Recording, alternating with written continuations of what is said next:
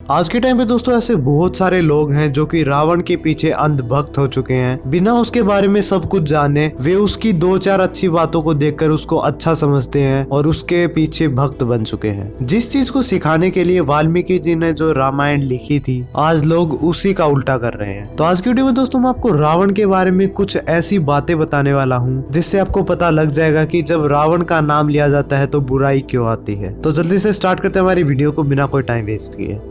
First तो इसके बारे में तो दोस्तों सभी लोग जानते ही होंगे कि जो रावण था उसने भगवान राम की पत्नी सीता जी को अगवा कर लिया था और अपनी नगरी लंका में ले गया था और वहां पर जाकर उसने सीता जी से शादी करने के लिए भी पूछा था। अब इस बात को तो देखकर ऐसा लगता है कि दोस्तों जो रावण था वो बहुत ही आज्ञाकारी था, वो कुछ भी नहीं करता था औरतों के साथ। तो ये दोस्तों सरासर गलत बात है, क्योंकि किसी भी औरत के साथ दोस्तों कोई भी बुरा काम करना उसका एक रोजमर्रा का काम था। पर एक दिन दोस्तों एक औरत जिसका नाम था वेदावती, उसने उसको एक श्राप दिया था कि अगर वो किसी भी औरत को उसके सहमति के बिना अगर हाथ लगाएगा तो वो जलकर राख हो जाएगा। तो यही वो दोस्तों कारण था जिसकी वजह से जो रावण था उसने सीता जी के साथ कोई भी बुरा काम नहीं किया। सेकंड, कई लोगों को दोस्तों ये लगता है कि जो रावण था वो बहुत ही एक विद्वान और महान राजा था, उसने अपनी सोने की लंका बनाई थी। तो ऐसा दोस्तों कुछ भी नहीं था। दरअसल दोस्तों वो जो लंका थी सोने की वो तो कभी उसकी थी ही नहीं। वो लंका विश्वकर्मा जी के द्वारा बनाई गई थी जिसपे राजा कुबेर राज करते थे। और जब उसने लंका दोस्तों छीनी थी उसने वहाँ पर बिल्कुल तहलका मचा दिया था। जो भी दूसरे रिलीजन के लोग थे उनको मरवा दिया था।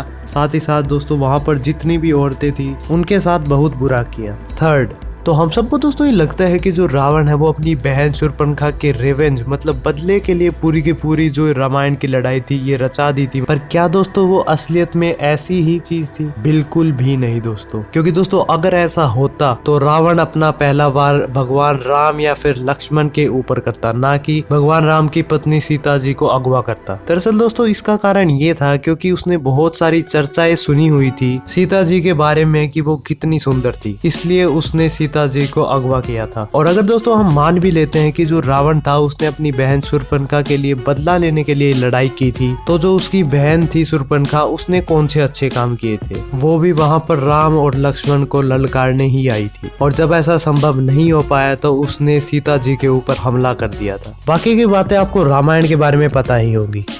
अभी दोस्तों मैंने आपको जितनी बात बताई उससे आपको पता लग ही गया होगा कि जो रावण था वो कैसा आदमी था। पर अभी भी दोस्तों ऐसे बहुत सारे लोग हैं जिनको रावण बहुत अच्छा लगता है और जो भगवान श्री राम है वो बुरे लगते हैं, क्योंकि उन्हें लगता है कि कौन सा पति अपनी पत्नी को जंगल में लेके आएगा सिर्फ अपना एक वादा निभाने के लिए। ये दोस्तों वही लोग हैं जिन पे बिल्कुल भी भरोसा नहीं किया जा सकता और थोड़ी सी भी कोई बात होते ही अपना वादा तोड़ देते हैं, क्योंकि उनके लिए दोस्तों वे ही सब कुछ है। वो खुद को ही सबसे सर्वश्रेष्ठ मानते हैं। उनके लिए कोई भी मान मर्यादा या फिर रिस्पेक्ट या फिर किया हुआ कोई भी वादा कोई भी मायने नहीं रखता। और लोग रावण के बारे में ये कहते हैं कि जो रामायण है उसमें सिर्फ उसके बुरे काम को ही दिखाया गया है, क्योंकि असलियत में वो एक बहुत अच्छा राजा भी था, बहुत अच्छा सिंगर भी था, बहुत अच्छा डांसर भी था, बहुत बड़ा डिवोटी भी था लॉर्ड शिवा का। पर क्या होगा दोस्तों अगर मैं आपसे पूछूं कि आपकी कोई भी फैमिली मेंबर या फिर आपकी वाइफ को कोई भी किडनैप करके ले जाता है और कहता है मैं तो एक बहुत अच्छा नाचने वाला हूँ, बहुत अच्छा गाने वाला हूँ, तो क्या आप उसको अच्छा मानेंगे या फिर बुरा? ऐसे तो दोस्तों हर कोई चीज में छोटी से छोटी अच्छाई ही होती है। अगर हम एटम बॉम्ब का भी उदाहरण ले तो उसमें भी कुछ ना कुछ अच्छाइयाँ होती हैं। जैसे उसको गिराने से हमारी जो धरती का बोझ है वो कम हो जाएगा, बहुत सारे लोग मर जाएंगे और आबादी कम होगी और ऐसी बहुत सारी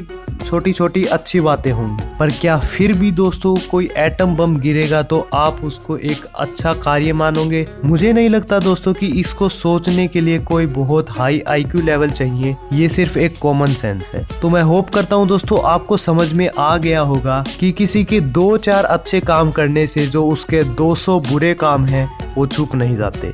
तो आज की वीडियो में बस इतना ही दोस्तों। अगर आपको वीडियो पसंद आई हो तो लाइक कर देना और कमेंट करके दोस्तों जरूर बताना कि क्या आप मेरी बात को समझे या नहीं। और नीचे आपको एक रेड कलर का सब्सक्राइब का बटन दिख रहा होगा, उसको जरूर क्लिक कर देना, क्योंकि इससे मेरे को मोटिवेशन और आपको नोटिफिकेशन मिल जाएगी। तो मिलते हैं दोस्तों मेरी अगली वीडियो में, तब तक के लिए दोस्तों बाय।